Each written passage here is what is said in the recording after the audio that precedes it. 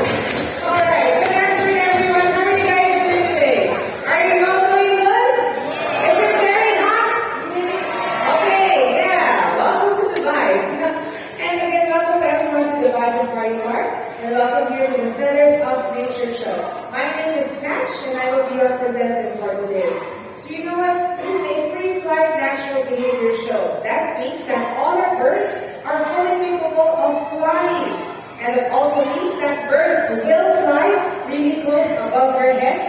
So it's very important to always remain seated all throughout the show with your arms and hands down. Again, please remain on your seats with your arms and hands down.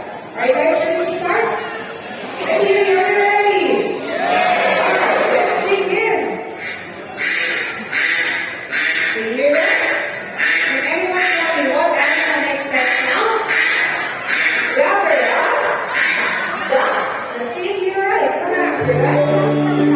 You are correct. So, of course, these are the ducks. Now, ducks are one of the most recognizable birds because they have been with us humans for more than 500 years. Now, can you see? Ducks have the ability to float.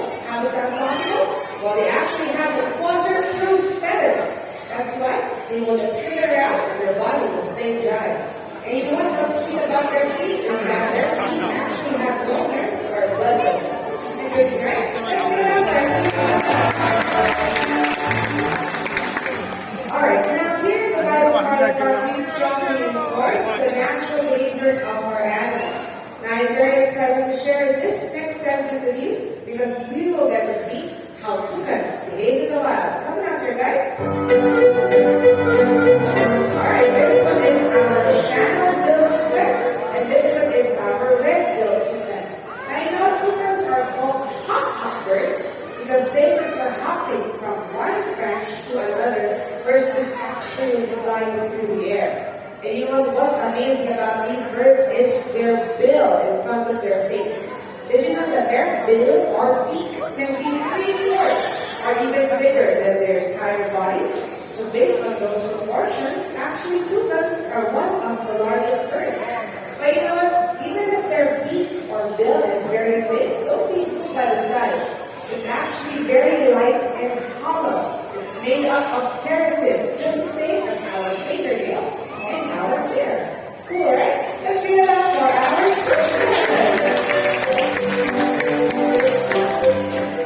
Alright, now this time, how about you welcome to the States birds that are very chatty?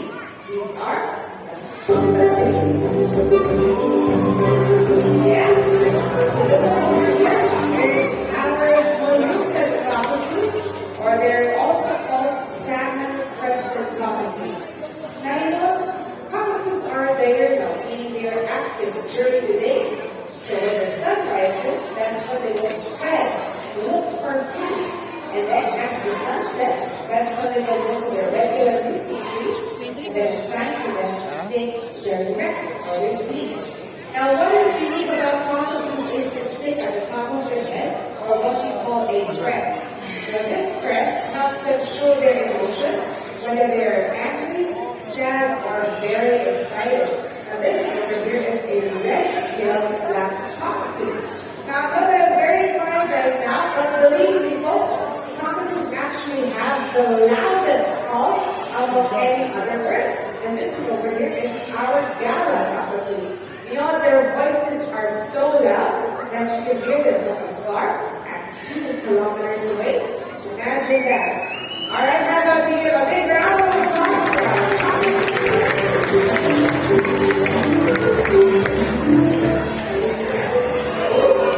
very cute, right? As you can see, they're very difficult. You see what I mean by crest? That's why this one is called a salmon-crested cockatoo. Okay, thank you so much, guys. We'll see you in a little bit. Exactly. Now you know, as our part, our effort rather in making a cleaner and greener environment, all around the park, you will see trash bins divided into 2 sections. The green color bin for recyclable waste and the blue color bin for general waste. Now we need help from our ambassador of segregation who will show us where to properly throw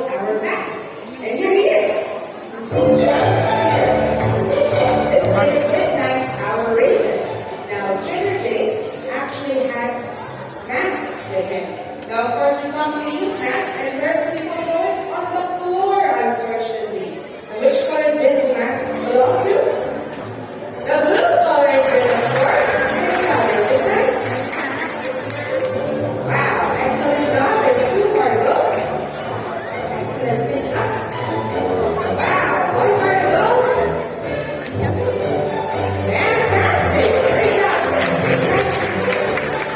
You see, guys? Fortunately for us, we taught bin guide where and how to properly throw the mask in the blue bin. And since then, he has been a great help in keeping this environment or area clean. So you see, guys, if midnight can do it, then surely we can too. With that, let's hear it up for midnight operation. Alright, now we're done with the radio this time. How about we highlight the national of the hornbills? All the way from the Hawaiian Islands to the Philippines. Let's welcome Bill, our Palawan hornbill.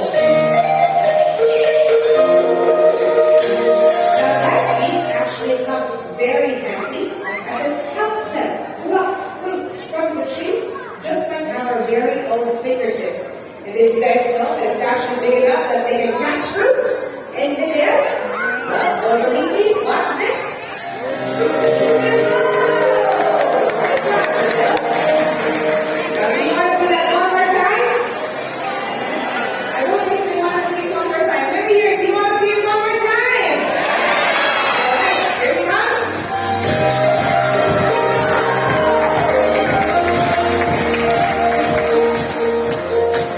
Alright, as far as this was, unfortunately, hornbills are facing a lot of challenges in the wild, and they are classified as vulnerable. Along with the global issue of deforestation resulting in habitat loss, these guys are also hunted as food and ornaments using their casques and their feathers. Now, although they are not extinct, their numbers are definitely increasing.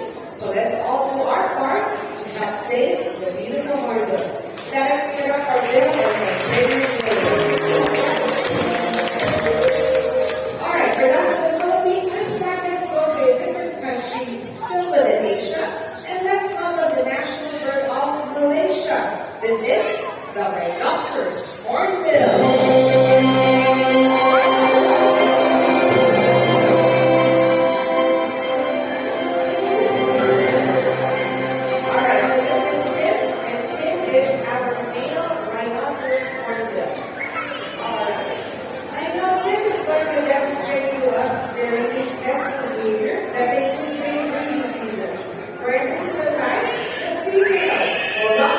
Inside a tree cavity, covering it with mud and dirt, leaving a very tiny hole where it snips it up again to pass fruits inside to the female. Now, of course, it's the female's job to lay the eggs, incubate or sit on those eggs. And once the chicks are ready, then they will hatch. And once the oldest chick has reached 2 weeks old, then that is the perfect time for the female to come out of the tree cavity. Here she comes. Oh, they're ready. Now, when you see this thing at the top of their head, again, that is what we call a crest. Now, we believe that crest works as an amplifier to make the sounds of their surroundings louder. Now, of course, hornbills are actually quite chatty. Their calls reach from deep booming sounds to grace like donkeys, toots, bellows,